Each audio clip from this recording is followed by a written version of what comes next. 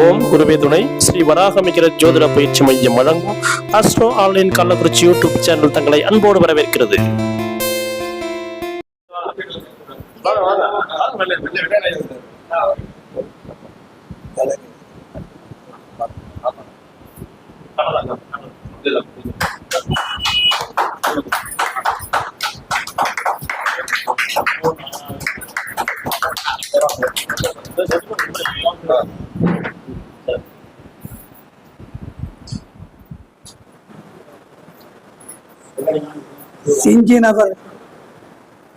செஞ்சி நகர் வாழ்கிற வஞ்சியே, துஞ்சிடாமல் தூக்கத்திலும் துயரத்திலும் என்னை காத்து வருகிற தூயவளே,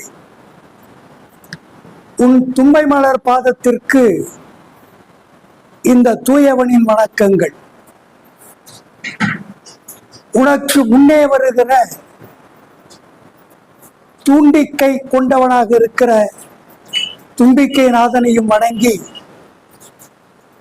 இந்த என்னுடைய வாழ்த்துறையை துவங்குகிறேன்.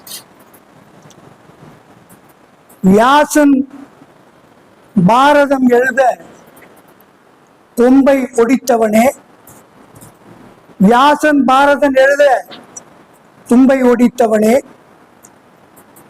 ஒத்தை கொம்பனே, நான் இந்த அவையிலே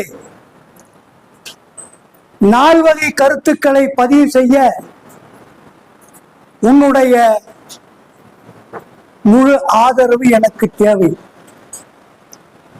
இடுப்பிலே பாம்பணிந்தவனே, இடுப்பிலே பாம்பணிந்தவனே, உன் தந்தை தலையிலே பாம்பறிந்தார், நீ இடுப்பிலே பாம்பணிந்தாய். மூலாதாரத்தின் மூலாதாரமே, மூஷிக வாகனனே, உன்னை புருவத்தில் கொட்டியும் என் 2 காதுகளை பற்றியும் வணங்கி அழைக்கிறேன். வந்து இந்த அவையை நடத்து. வணக்கத்திற்கும் போற்றுதலுக்கும் பாராட்டுதலுக்கும் உரிய வராகமிகிற ஜோதிட மையத்தினுடைய தலைவரும் இயக்குனரும் ஆகிய என் அருமை ஆன்மீக வழிகாட்டி ஐயா ஏழுமலையார் அவர்களே, அவரோடு இணக்கமாக இருக்கிற அன்பு சகோதரர் வெள்ளையனார் அவர்களே, சேலத்திலே நான் வணங்குகிற இன்னொரு தெய்வமாகிய உபாசனை மூர்த்தியை தன்னுள் கொண்டிருக்கிற சேலத்தினுடைய ஜோதிட நிலையத்தினை நடத்தி கொண்டிருக்கிற அருமை நண்பர் எஸ்கே அவர்களே, இங்கே ஜோதிடத்தை கற்றுக்கொள்ள வருகை புரிந்திருக்கிற, ஆர்வத்தினுடைய அடிப்படையிலே வருகை புரிந்திருக்கிற ஜோதிட பிற்கால ஜோதிட செம்மல்களே, உங்கள் அனைவரையும் வணங்கி வாழ்த்துகிறேன். ஜோதிடம் என்பது 36 வகைகளை கொண்டு விளங்குகிறது. ஐயா எஸ்கே அவர்கள் சொன்னார்கள், ஒவ்வொருவரும் ஒரு மாதிரியான ஜோதிடத்தை கை கொண்டிருக்கிறார்கள் என்று. சிலர் வாஸ்து மட்டும் பார்ப்பார்கள், சிலர் பொருத்தம் மட்டும் பார்ப்பார்கள், சிலர் நாசி யோகம் வாசி யோகம் என்று பார்த்து சொல்வார்கள், சிலர்கள் துடியோகம் என்று சொல்வார்கள், சிலர் வருகிற பொழுது பிரசன்னம் பார்ப்பார்கள், வெற்றிலை பிரசன்னம், வருகிற உடையை அணிந்து கொண்டிருக்கிற தன்மைக்கு பிரசனம், அமருகிற பொழுது அமருகிற தன்மையை பொறுத்து பிரசன்னம், கையை கன்னத்தில் வைத்தால் ஒரு பிரசனம், வலது காலை நீட்டினால் ஒரு பிரசன்னம், இடது காலை நீட்டினால் ஒரு பிரசன்னம் என்கின்ற முறைகள் ஜோதிடத்திலே இருக்கிறது. இதனை யாருக்கு யார் பலிதமாக வேண்டும் என்பதனை மேலே இருக்கிற பிரபஞ்ச நாயகன் என் அன்னை பராசக்தி நிர்ணயம் செய்கிறான். கேதுனுடைய அம்சமாக விளங்குபவன் சிவபெருமான். கேது என்றால் சுடுகாடு, கேது என்றால் நூல். ஆனால் நவகிரகங்களை இயக்குபவள் என்னுடைய தாய் பராசக்தி மட்டுமே இயக்குகிறான். அவர்களுடைய கட்டுப்பாட்டிலே நவகிரகாதிகள் செயல்படுகிறார்கள். ஐயா எஸ்கே அவர்கள் சொன்னார்கள், சனியை பற்றியும் சனி இப்போது பெயருகிற தன்மையை பற்றியும் 2.5 ஆண்டுகள் யார் யாருக்கு நற்பலன் யார் யாருக்கு துர்பலன் என்பதை பற்றி எடுத்து சொன்னார்கள். நற்பலன் அமையும் என்று சொல்கிற பொழுது மகிழ்வோம், துர்பலன் நடக்கும் என்கிற பொழுது வருத்தமும் ஏற்பது மனிதத்தன்மையாகும். மனசாட்சிக்கு உரியவன் சனி என்று சொன்னார்கள்.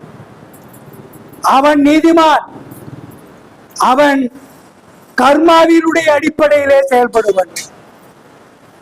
8க்கு அதிபதி என்று அவனை சொல்கிறார்கள். 8இல் சனி இருந்தால் கொன்று விடுவானா? நிச்சயமாக கொல்ல மாட்டான். கொல்லுவதற்கு ராகுவனுடைய துணை ஒரு நூலளவாவது போகாத பொழுது மரணம் சம்பவிப்பதற்கு வாய்ப்புகள் இல்லை. அப்படியானால் சனி கொடியவனா? அவன் கொடுப்பதை யாரும் தடுக்க முடியாது என்கிறார்கள். சனி கொடுப்பதை எவர் தடுப்பர் என்கிறார்கள். அவன் சூரியனுடைய புத்திரன், மேஷத்திலே அவன் உச்சம். அவன் இருக்கிற வீடு மகர கும்பங்களாகும். மகர வீட்டிலே குரு நீசன். ஆக சனியை பற்றி சொல்லுகிற பொழுது பற்றி கொள்ள என்ன செய்ய வேண்டும்? சனியினை மகிழ் செய்வதற்கு என்ன செய்ய வேண்டும்?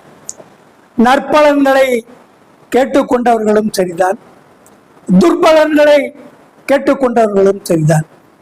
சனியினுடைய ஆசிரியர் யார்? பைரவன். பைரவரை வணங்குங்கள். வணங்குவதற்கு பல்வேறு முறைகள் ஜோதிடர்கள் கூறுகிறார்கள். அதனை அவரவர்களுடைய அனுபவத்தின் அடிப்படையில் கூறுகிறார்கள். எலுமிச்சம் பழத்தினை பிழிந்துவிட்டு விரை எடுத்துவிட்டு தாமரைத்தண்டு நூல் போட்டு நெய் ஊற்றி வணங்குங்கள் என்று குறிப்பிடுகிறார்கள். கூசண்டம் என்று குறிப்பிடப்படுகிற பூசணிக்காயில் இருக்கிற விரைகளை எடுத்துவிட்டு அதிலே பாவு நூல் திரி போட்டு மர நெய் என்று சொல்லப்படுகிற இழுப்பனை ஊற்றி வழிபடுங்கள் என்று சொல்லுகிறார்கள். சிலர் என்ன சொல்லுகிறார்கள்? பைரவருக்கு சந்தனத்தால் அபிஷேகம் செய்து சந்தன காப்பிட்டு முழு முந்திரி பருப்பை அவர் பாதத்திலே சமர்ப்பிங்கள், சனி மகிழ்ச்சி அடைவார் என்று குறிப்பிடுகிறார்கள். காலங்கள் தோறும் வேறுபாடுகள் இருக்கிறது.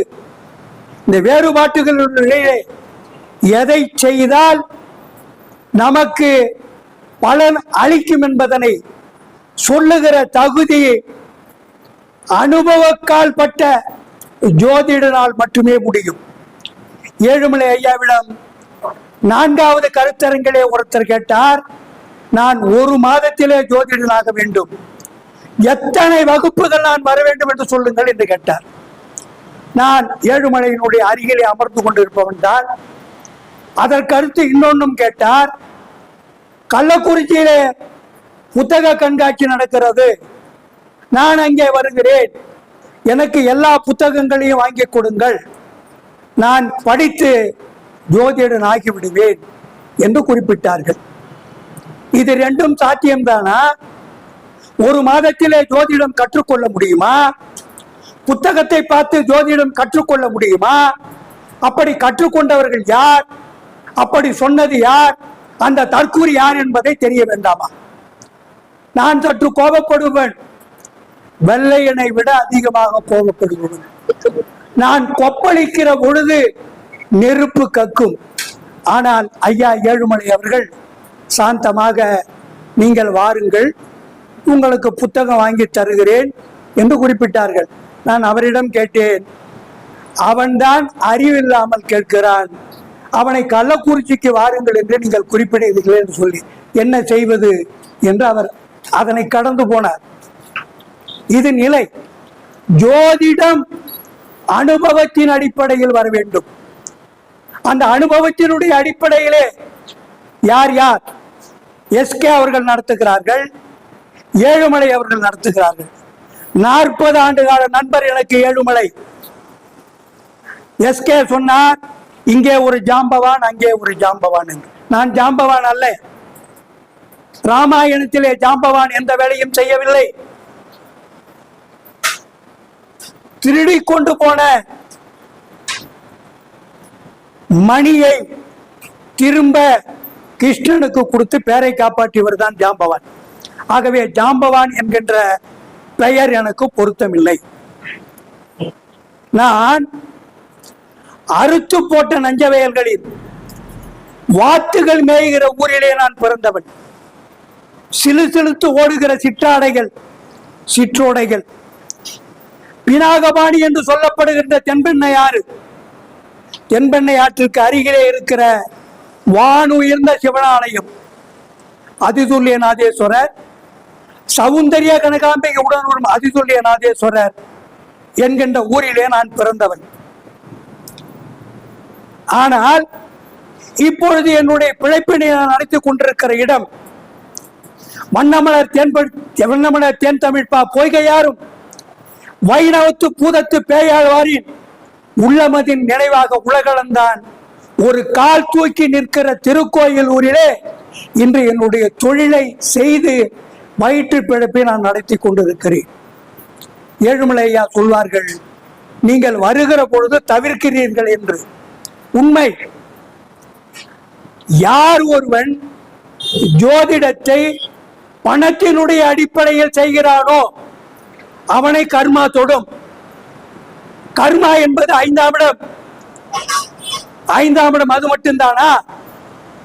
அதைத்தான் நடத்தி கொண்டிருந்தார் அவர். நாசுக்காக சொன்னார் 5ஆம் இடம் கர்ம பலன் என்று அவர் சொன்னார்.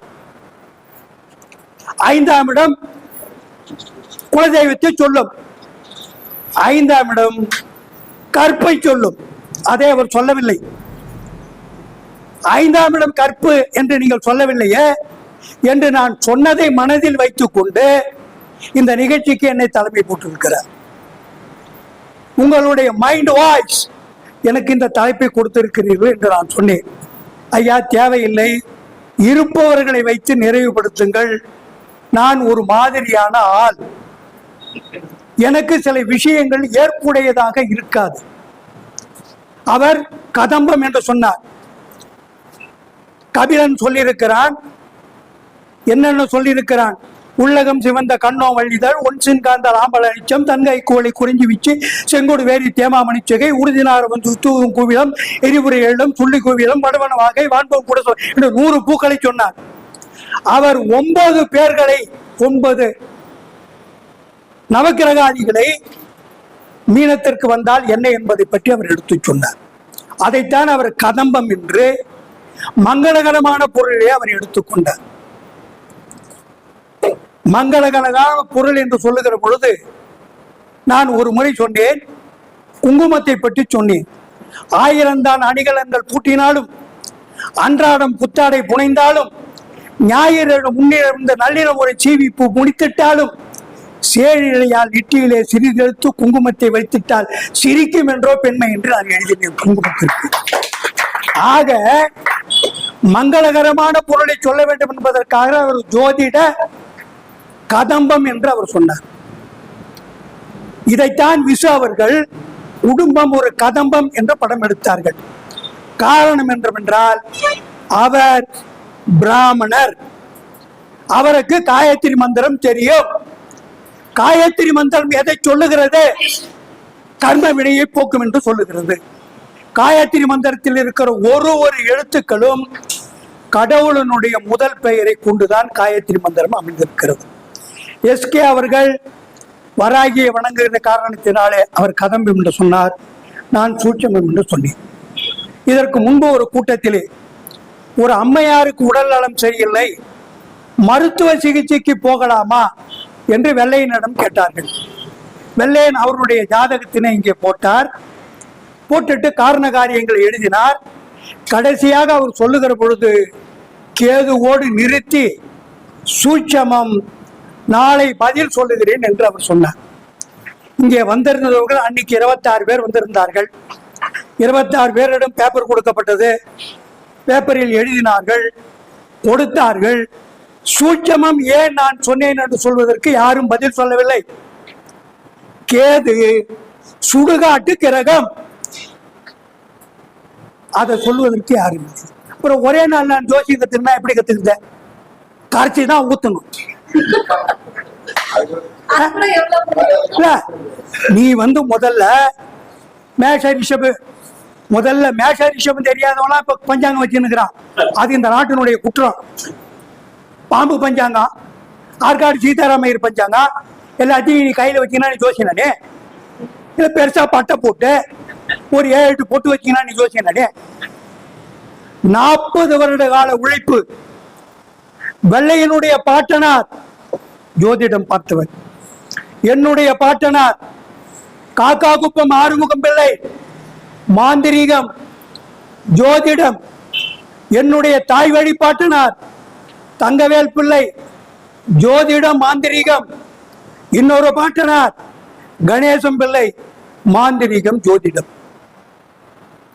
எனக்கு சூன்யம் வைக்கவும் தெரியும், சூன்யம் எடுக்கவும் தெரியும். வைக்கிறது ஈஸி, எடுக்கிறது கஷ்டம். இவ்வளவும் தெரிஞ்ச வெள்ளைய ஒரே நாள்ல ஜோசியம் கத்தி முன்னுமே யார்கிட்டே கேட்டதுல ஏழுமலைய குருன்ற. நான் ஏழுமலைய ஆன்மீக குருன்னு சொல்றேன். புரிஞ்சுக்க வேணாமா இல்லையா? ஜோதிடம் கற்றுக்கொள்வதற்கு முன்பு யார் யாருக்கு ஜோதிடம் பலனாகும் அதை தெரிஞ்சுக்க வேணாமா? எவனுக்கு புதன் வலுத்து இருக்கிறானோ, உச்சம் ஆட்சியில் இருக்கிறானோ, அவனால் ஜோதிடம் கற்றுக்கொள்ள முடியும். இதுதான் விதி. இதோட பல ஜோதிடங்கள் பார்த்திருக்கணும். வரானா கொடுக்குறானா பாரு. நரிக்குறவனுடைய ஜோதிடத்தை நான் பார்த்திருக்கிறேன். நரிக்குறவனுக்கு என்னப்பா எப்படி ஜோதிடம் சொல்றது? நான் கூரை கொட்டாயில் இருக்கிறவன், சாயங்காலம் சமைக்கிறவன், ஒரே தட்டுல கொட்டிக்கிறவன், அவனும் சாப்பிடுவான். அவன் வளர்க்குற நாய் பைரவரும் சாப்பிடுவாரு, அவன் வளர்க்குற கோழியும் சாப்பிடும், அவனையும் சாப்பிடுவான். அவனுக்கு என்ன நீ ஜோசியம் சொல்லுவ? சொல்ல முடியுமா? தெருவில் உடுக்கடிக்கிறான் பத்தியா, அவன் ஜோசியத்தை பார்க்கணும். ஏன் அவன் உடுக்கடிக்கிறான்? வீட்டில் உட்காந்து உடுக்கடிக்க வேண்டியதானே? அடிக்கல. இல்லை, விதிக்கப்பட்டது எதுவோ, பிரபஞ்சம் எதை கொடுக்க வேண்டும் என்று முடிவு செய்திருக்கிறதோ அதை தான் பிரபஞ்சத்தை கொடுக்கும். நெத்தியில பூசை போட்டுக்கினேன், 7 பொட்டு வச்சுக்கினேன், கழுத்துல மணி போட்டுக்கினேன், இதெல்லாம் பண்ணீங்கன்னா ஜோசியம் ஆக முடியாது. உனக்கு வாக்குப்பளிதம் இருக்க வேண்டும். வாக்குப்பளிதம் எப்படி வரும்? உன்னுடைய தெய்வம், குல தெய்வம் உனக்கு துணை செய்ய வேண்டும். பெத்த அப்பா ஆத்தாளுக்கு அந்திபகாலம் வரை சோறு போட்டுருக்கணும். பெத்த அப்பா ஆத்தாளுக்கு அந்திபகாலம் வரை சோறு போட்டு இருக்கணும். கொண்டாட்டி வந்த உடனே ஆத்தாளுக்கு பூண்டு சாக்கு எடுத்து கொடுக்க கூடாது, புது புடவை எடுத்து கொடுக்கணும். போத்திக்கிறதுக்கு போர்வை எடுத்து கொடுக்கணும். அவனுக்கு மட்டும்தான் 4ஆம் இடம் வேலை செய்யும். சொல்றாங்க 1, 4, 7, 10 கிரகாதிகள் இருந்தால், 1, 4, 7, 10 கிரகாதிகள் இருந்தால் பட்டம் வரும், பதவி வரும் அப்படின்லாம் சொல்றாங்க. இதை செய்யணும். பெத்த தந்தைக்கு செய்யணும். எத்தனை பேர் கால் ஒடிஞ்சு உள்ள உட்காந்து இருப்பான். இவன் வீட்டுல காப்பி போட்டு குடிப்பான், அப்பனுக்கு அவன் பொண்டாட்டி தண்ணி ஊற்றி கொடுப்பான், அதை கொண்டு வந்து கொடுப்பான், அவன் குடிச்சிட்டு கூட்டி முழுகுவான். இவன் எப்படி விளங்குவான்? 9 எப்படி வேலை செய்யும்? உடம்பு எப்படி வேலை செய்யும்? 9 எப்படி வேலை செய்யும்? அடுத்து 3 கூட பிறந்தவன் சோத்துக்கு ஜிங்க அடிச்சுன்னு இருப்பான், கார்பரேஷன் அரிசி வாங்கி தின்னு இருப்பான். நீ உன் பொண்டாட்டியும் பாசுமதி ரைஸ்ல வான்கோழி பிரியாணி சாப்பிட்டுன்னு இருந்தாக்கா அவன் சாபம் உன்னை தாங்காதா? மூணாவது எப்படி வேலை செய்ய? எப்படி வேலை செய்ய? வேலை செய்யாத. என்ன செய்யணும்? அவர் சொன்னார்ல சனி, அவன் நீதிமான், அது உள்ள இருந்து வேலை செய்யணும். என் கூட பிறந்தவன், இவை அம்மா என்ன பெத்தவ, கரு சுமந்தவ, 10 மாசம் புள்ள பெக்கறான்னு சொல்றா. 10 மாசம் கிடையாது புள்ள, 270 நாள். அப்பனுடைய கரு 1 மாசம், தாய்க்கு 9 மாசம். அவனும் பார்ட்னர்ஷிப் உண்டு. அவனுக்கு நீ என்ன மரியாதை கொடுத்துருக்கிற? எவனாவது பெத்த அப்பனுக்கும் பெத்த ஆய்க்கும் மரியாதை கொடுத்தவன் பஞ்சாங்கத்தை கையில தொட்டான்னா விளங்குவான், இல்லைன்னா கர்மா அவனை விடாது. 6 டயர் போட்ட வண்டியில அடிபட்டு சாவுவான். இது விதி. பங்காளிய மோசம் பண்ண கூடாது, அவன் அழிஞ்சிருவான். மனைவிக்கு துரோகம் பண்ணக்கூடாது, அவன் அழிஞ்சிருவான். இதெல்லாம் தெரிஞ்சு வச்சுக்கின்னு ஒரு உபாசன தெய்வத்தை கையில வச்சுக்கணும்.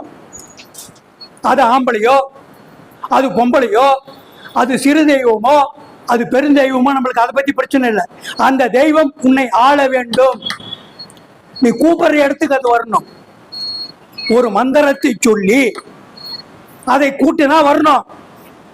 பஸ்ஸில் ஏறுகிற பொழுது இவருக்கு உடம்பு சரியில்லை, உன் தெய்வத்தை கூப்பிடணும். வந்ததுன்னா இவருக்கு என்ன பிரச்சனை அது உங்கள்கிட்ட சொல்லணும். அந்த மாதிரி இருக்கிறோம். பஞ்சாங்கத்தை கையில் வாங்கிக்க. 32 வகை பஞ்சாங்கங்கள் இருக்குது, வாங்கி பையில வச்சுக்கோ, நான் வேணான்னு சொல்ல. 36 வகை ஜாதகங்கள் இருக்குது, 247 புத்தகங்கள் இருக்குது. குமாரசாமியும் சொல்லுகிறது. குமாரசாமியத்துக்கு யார் சொன்னாங்க? முருகன் அகஸ்திய கிட்ட சொல்ல, அகஸ்திய இவங்கிட்ட சொன்னான்.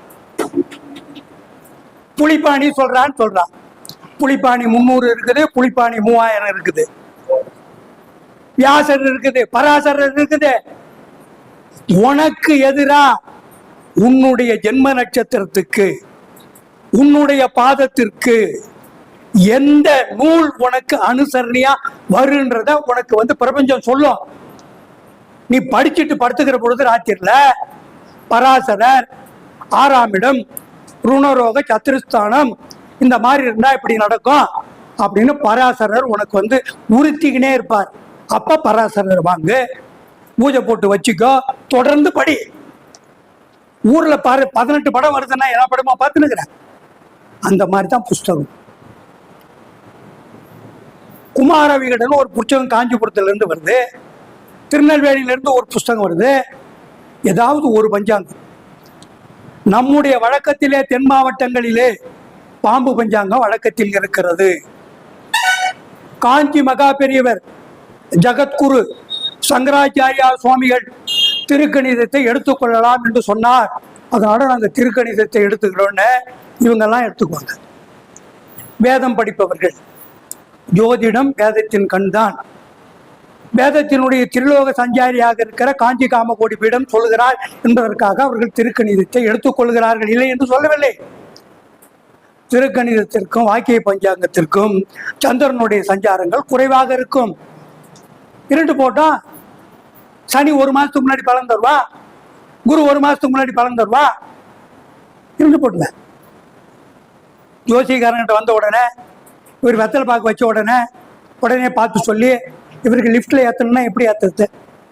உன் பூர்வ கர்மா என்னடா, அதுக்கு தானே என்கிட்ட வந்திருக்கிற, நான் தான் சொல்றேன்ல. அதில் ஒரு சில பேர் பரிகாரம் சொல்றாங்க. நாங்கெல்லாம் பரிகாரத்துக்கெல்லாம் காசு வாங்குறது இல்லை. பரிகாரம் இந்த கோயிலுக்கு போ, இது இதற்கான பரிகார கோயிலாக சொல்லப்பட்டிருக்கிறது, காலகாலமாக சொல்லப்பட்டிருக்கிறது. சிவ ஆகம அகத்திய சூரிய நாடி என்கின்ற ஒரு நாடி 27 நட்சத்திரத்திற்கும் பரிகார ஊர் சொல்லியிருக்கு, தெய்வம் சொல்லியிருக்குது. நம்ம ஆளுக்கு தெரிஞ்சது சூரியனுக்கு சூரியனார் கோயில் போ, சந்திரனுக்கு திங்களூர் போ, செவ்வாய்க்கு வைத்தீஸ்வரன் கோயில் போ, புதனுக்கு திருவெண்காடு போ, வியாழனுக்கு தென்குடி திட்ட போ, அப்படி இல்லைனாக்கா பிச்சை எடுக்க போன ஆலங்குடிக்கு போ. ஊர் அந்த ஊர்ல தான் உட்காந்துருந்தானா, ஊர் அங்க அவன் பிரச்சனையை தீர்த்துக்கிறது நான் போனேன். ஆலங்குடி எப்படி குருவனுடைய ஸ்தலமாவா? தென்குடி திட்டை மட்டும்தான் ராஜகுரு, அவர் மட்டும்தான் அதற்கான ஸ்தலம். அங்கே சந்திரபீடம் மேலே இருக்கிறது, கூட என் அன்னை இருக்கிறாள், நேர்கோட்டில் இருக்கிறாங்க. தப்பு தப்பு தப்பு தப்பா பரிகாரம் சொல்லி வந்தவனை சாவடிச்சு அவங்ககிட்ட இருந்து காசி வாங்கி அதில் பொண்டாட்டிக்கு அரிசி பருப்பு வாங்கி போட்டா கர்மா யாரா தொடும்? கர்மா ஒண்ணுதான். கருமா தொடாமல் ஜோதிடம் யார் பார்க்கிறார்களோ அவர்கள் முக லட்சணத்தோடு அழகாக குடும்பம் குடுத்தனமாக பேரம் பேத்தியோடு வாழுகிறார்கள். அது இல்லாமல் காசுக்கு மட்டுமே ஜோதிடம் பார்த்து பொய் உரைத்து பலன் கூறி பணம் பண்ணுபவர்கள் சங்கடத்தில் தான் உழல்கிறார்கள். இன்னொரு விஷயம், பொய் ஜோசியம் சொல்றவனுக்கு இடுப்பு கீழே வேலை செய்யணும். இடுப்புக்கு கீழே வேலை செய்யணும். எதுக்குடா சொல்ற? கணக்கு போடுற, தேச புத்தி பார்க்குற, அந்தரம் பார்க்குற, சூட்சமம் பார்க்குற, இது நடக்குமா நடக்காதுன்னு உனக்கு தெரியும். பொருத்தம் பார்க்கறதுக்கு வரா. பொருத்தம் பார்க்க வந்தவொடனே மகேந்திர பொருத்தம் இல்லைன்னு சொல்ற. மகேந்திர பொருத்தம் எதை சொல்லுது? வாரிசு உற்பத்தியே சொல்லுது. மகேந்திர பொருத்தம் இல்லைனாக்கா அவளுக்கு புள்ள பிறக்காதா? பிறக்காதாடா? நட்சத்திர பொருத்தங்களை பார்த்து எவன் ஜோசியம் பார்த்து சொல்றானோ அப்படி சொல்றவனுடைய குடும்பம் விளங்காது. பெண் நட்சத்திரத்தை ஆண் நட்சத்திரத்தை இழத்தி பார்த்து தினம் தினம் கணம் மகேந்திரம் ராசி ராசி பொருத்தம் ரஜ்ஜு ரஜ்ஜு இல்லைன்னா வாழ மாட்டாளா? ரஜ்ஜுன்னா கௌரி வாழியா? என் ஊர்ல ஒரு ஐயரு ரஜ்ஜு தட்டுச்சு, கல்யாணம் பண்ணி 85 வயசு வரைக்கும் வாழ்ந்துருக்கிறாரு. 2 பையன் 2 பொண்ணு. அதை எதை பார்க்கணும்? 2 பார்க்கணும், 7 பார்க்கணும். வதத்தார நடத்தி விடுமா? விடாதுல்ல. பார்க்க வேண்டியது பொருத்தம் பார்க்க பேஷ் மேலே ஒரு கூட்டு 100 ரூபாய். 2 ஜாதகம் பார்க்கறதுக்கு 100 ரூபாய் எதுக்கடை வாங்குற? ஜாதகம் பார்க்கறது 2 தானே, 100 ரூபாய். அது எப்படி பொருத்தம்? லக்னாதிபதி யாரு, 1, 5, 9 யாரு, 2, 4, 7 யாரு, இதெல்லாம் பார்த்து சேர்க்கறதில்ல. நான் பார்த்துட்டு வந்துட்டேங்க, அவர் அருமையா சொன்னாருங்க. இல்லை, நான் முதலில் நான் இது வரைக்கும் பேசுறது உங்களுக்கு செய்தியா விட்டுங்க. நான் முதலில் ஜோதிடம் பார்த்தது ஒரு பார்பரிடம் நான் கற்றுக்கொண்டேன். அவர்தான் என்னுடைய முதல் குரு வீரபத்திரன் ஐயா அவர்கள். அவர் கால் விளங்காதவர்.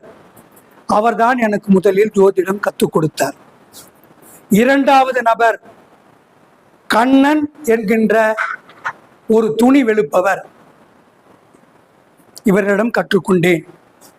3வது வேட்டவளத்தில் கண்ணன் என்கின்ற ஒருவரிடம் நான் ஜாதகம் கற்றுக்கொண்டேன். 2 ரூபாய். ஸ்லேட்டு பழம் இருக்குதில்ல, பென்சில் வச்சு கணக்கு போடுவார். நீங்க வந்த உடனே ஜாதகத்தை இப்படி வாங்குவார். வாங்கிட்டு, தம்பி 3 மாசம் சென்று வாங்க, இந்த மொந்தையில கூடு இருக்குது, குடிச்சிட்டு போங்க, 2 ரூபாய் பஸ் செலவு குடிச்சிருன்னு சொன்னார்.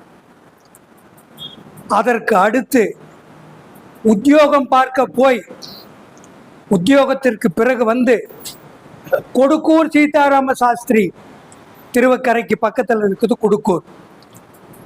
நான் போகிற பொழுது என்னுடைய குருநாதருக்கு வயது 85. 3 ஆண்டுகள் குருகுல வாசமாக இருந்து அவருடைய கௌபீனத்தை துவைத்து கொடுத்து அவருக்கு முதுகு தேய்த்து விட்டு துணி துவைத்து மடியாக உலர்த்தி அவர் சாப்பிட்ட மீதியை சாப்பிட்டு அவரிடம் ஜோதிடம் கற்றுக்கொண்டு அவரிடமிருந்து 11 புத்தகங்களும் 21 ஓலைச்சுவடிகளையும் பெற்றுக்கொண்டு வந்துதான் நான் என்னுடைய ஜோதிட தொழிலை நடத்தினேன். நடத்துவதற்கு முன்பு என் அருமை நண்பர் வராகமிகிற ஜோதிட மையத்தை நடத்தி கொண்டிருக்கிற ஐயா ஏழுமலையிடம் இதுபோல் நான் கற்றுக்கொண்டு வந்திருக்கிறேன். எனக்கு அந்த யோகிதாம்சங்கள் இருக்கிறதா? எனக்கு வாக்குப்பளிதம் இருக்கிறதா? நான் சொன்றால் என்னிடம் கேட்பவர்கோன் உய்வானா, உய்யமாட்டானா, உயர்வானா? காரணம், நான் கண்ணிகழியாதவன். கண்ணிகழியாதவன் கண்ணிகழியாதவன் சொல்கிற வாக்கு பழிக்க கூடாது என்பது ஒரு விதி. கண்ணிகழியவில்லை, காப்பு நூல் கட்டவில்லை, எருக்க மாலை முறுக்க மாலை போடவில்லை, இவன் செத்தவருக்கு வாழை மரம் வெட்ட வேண்டும் என்கின்ற விதிக்கு உட்பட்டு வாழ்கின்றவன் நான் சொல்லலாமா என்பதை அவரிடம் கேட்டு, உங்களுக்கு அந்த தகுதி இருக்கிறது, உங்களுக்கு மிதுனம் ராசி, கன்னி லக்னம், லக்னத்தில் சனி, லக்னத்தில் இருந்து 7 குரு, குரு சனியை பார்க்கிறான். ஆகவே நீதிமானும் குருபலன் உடையவனும் உங்களுக்கு இருக்கிறார்கள் என்று அவர் ஜோதிடம் பார்க்கலாம் என்று சொன்ன பிறகுதான் என்னிடம் மொத்தம் 745 புத்தகங்கள் ஜோதிட நூல்கள் இருக்கின்றன. சில நேரங்களிலே சுட தண்ணி வைப்பதற்கு அதை நான் பயன்படுத்திக் கொள்வேன். அதிலெல்லாம் நூல் அல்ல. இது காரும் எடுத்து சொல்லுகிற யாராவது இந்த நூல், இந்த புத்தகத்தில் இருந்து இந்த கருத்து உங்களுக்கு பதிவிடப்படுகிறது என்று இங்க பாடம் நடத்தினவங்க யாராவது சொன்னாங்களா? நீ திருடத்தானே? அவர் சொல்றாரு புதனை திருடக்கூடாது, புதன் அறிவாளி, அதுல இருந்து திருடக்கூடாதுன்னு சொல்றாரு. நான் இந்த கருத்துக்களை உங்களுக்கு பதிவு பண்ண போகிறேன். இது பராசரத்தில் 784வது பக்கத்தில் இருக்கிறது. இது வியாசர் எழுதிய நூலில் இருக்கிறது. இது சுகரிஷி எழுதிய நூலில் இருக்கிறது அப்படின்னு யாராவது இது வரைக்கும் சொல்கிறாங்களா? சொல்லுமா? நீ ஒன்னிதான் ஜோசியம், உங்க அப்பா விட்டுதா ஜோசியம்? சூரியன் உனக்கா? சந்திரன் உனக்கா? ராகு உனக்கா? கேது உனக்கா? செவ்வாய் உனக்கா? புதன் கேவலமா பிறந்தா, குரு பொண்டாட்டிய சந்திரன் வச்சுக்கினா அதுக்கு பிறந்தவன் புதன். அத்திரி மகரிஷிக்கும் அனுசூயாவுக்கும் பிறந்த சந்திரன் குருவனுடைய பொண்டாட்டி தாரையை வச்சுக்கினா அவனுக்கு பிறந்தவன் புதன். அவனை புத்திமானன்றா?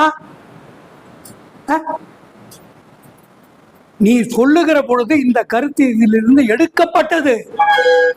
அப்பதானே அவன் போய் படிப்பான். அவன் புஸ்தகம் வாங்கி படிக்கணுமா என்ன? நீ ஏதோ ஜாதகம் எழுதுன மாதிரியோ, நீ தான் உக்காந்து வந்து எல்லாத்தையும் ஓலைச்சோடியில கிழிச்சு தாலி பணம் ஓலையில் எழுதுன மாதிரி எதுக்கிட சொல்ற? இது தப்பு இல்லையா? எந்த செய்திகளை யாருக்கு பதிவு செய்தாலும் சரிதான்.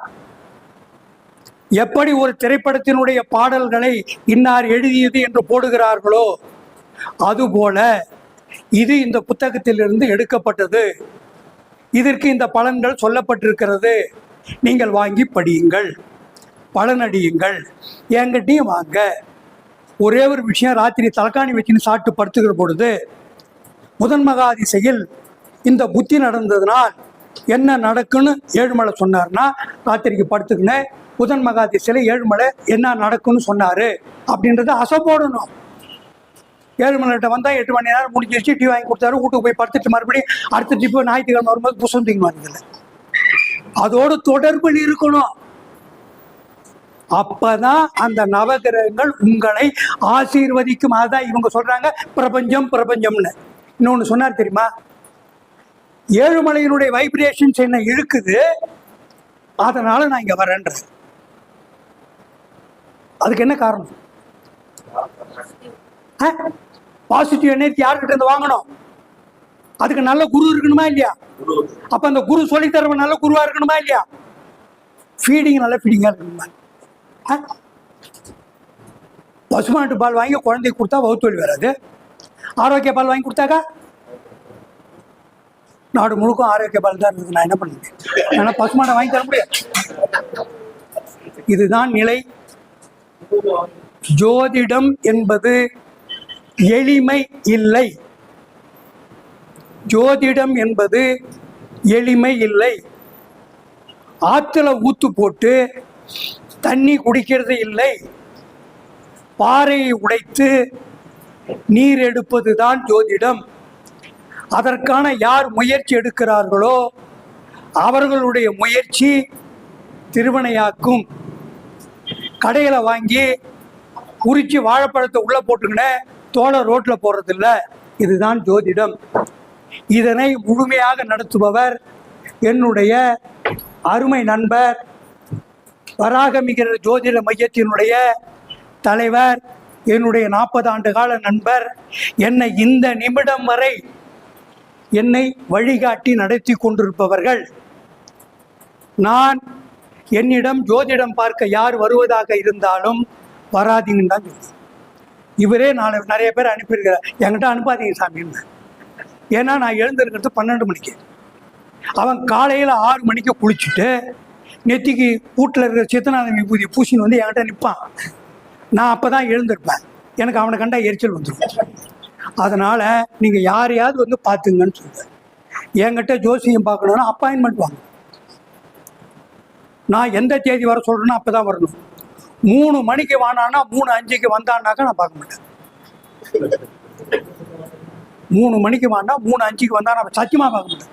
நான் ஓர பார்க்குறேன். நான் காலையில் எழுந்திரிச்சு குளிச்சுட்டு என்னுடைய தேவதைகளை எத்தனை சாமி நான் கும்பிட்றேன்னு கேட்டுப்பாரு.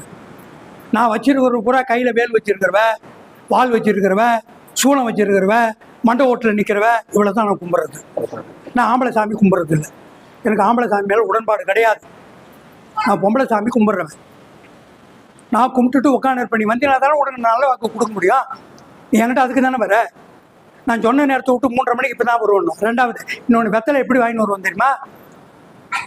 வெத்தலை எங்கே இருக்குன்னு தெரியுமா? வெத்தலை விளையிற இடம் அவுத்திக்கிற இடத்துல தான் வெத்தலை வளரும். அங்கே தான் முருங்காய் வளரும், எல்லாமே வளரும். அது வெத்தலை கொடின்னு பேர் அதுக்கு. அந்த வெத்தலையில் அவரை இது இருக்குது இல்லை, அது வந்து அதில் பட்டு இருக்கும். அப்படியே கடைக்காரங்கிட்ட வாங்கி நம்மக்கிட்ட கொடுப்பான். நீ 1 எடு, 2 எடு, 3 எடு, 4 எடு, 5 எடு, 6 எடு, 7 எடு, நாசமாப்போம். எதுவுமே நல்லா இருக்காது. எப்படி உனக்கு நான் பலன் சொல்கிறேன்?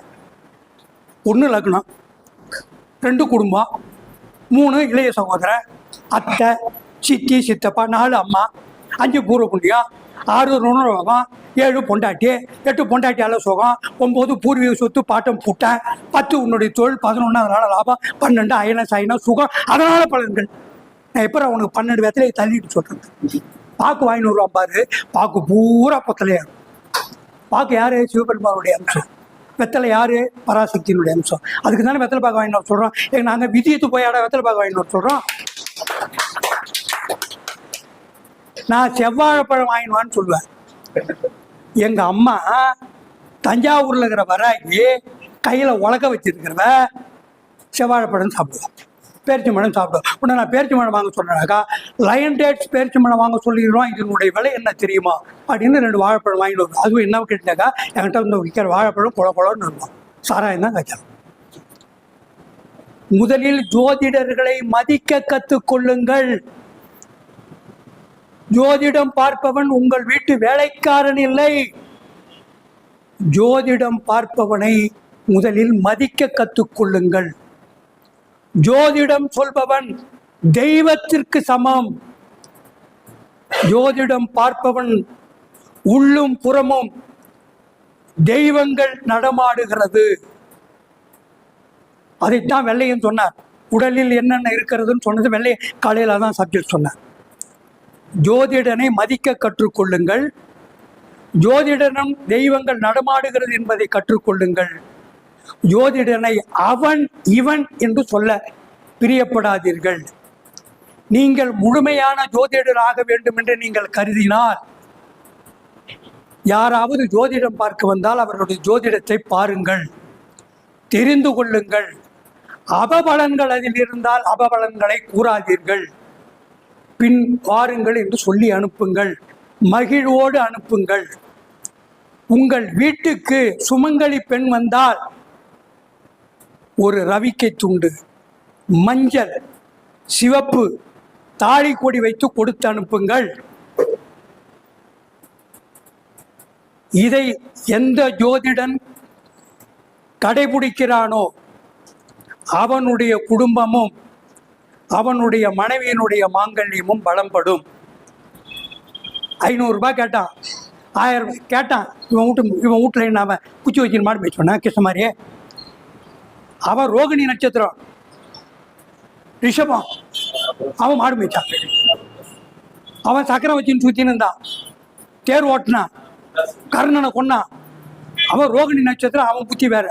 ஜோதிடனே அவன் இவன் என்று விழிப்பதை முதலில் நிறுத்திக் கொள்ளுங்கள். அவர்கிட்ட நான் பார்க்க போறேன், அவங்க நல்லா சொல்றாங்க. இந்த எண்ணத்தை மனதிலே உதயமாக்கி கொள்ளுங்கள். உங்களுக்கு நவகிரகாதிகளும் நவகிரகாதிகளுடைய தேவதை, அதிதேவதை, பிரித்தி அதிதேவதை இவர்கள் துணை இருப்பார்கள்.